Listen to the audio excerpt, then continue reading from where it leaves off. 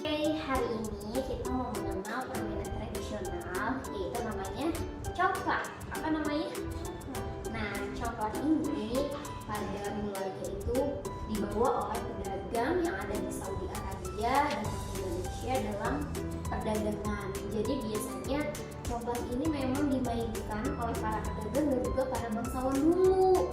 Nah, coklat ini awal mulanya berkembang di Afrika sampai sekarang ke Asia dan di Indonesia. Nah, setiap daerah itu namanya beda-beda. Kalau misalnya di Indonesia kita sebutnya congkak atau dakon. Gitu. Cara bermainnya,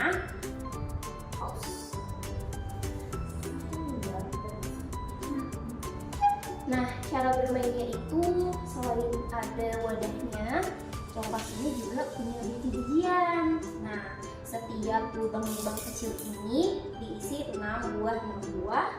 Nah, cara bermainnya nanti dimulai dari sebelah kanan, diambil semua biji lalu disebar ke tiap lubang sampai selesai.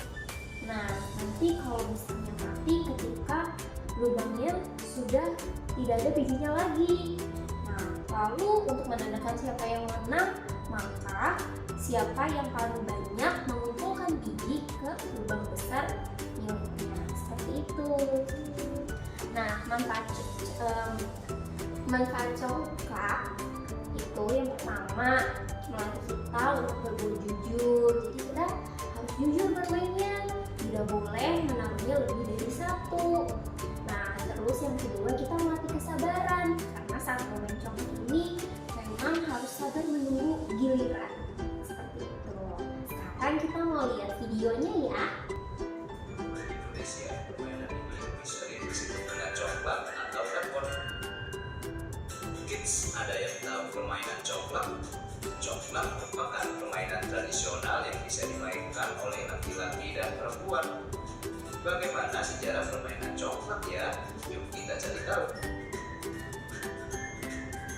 Sejarah.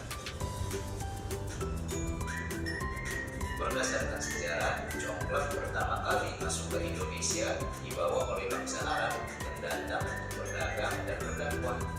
Permainan ini telah ada sejak 7000 hingga 5000 sebelum Masehi.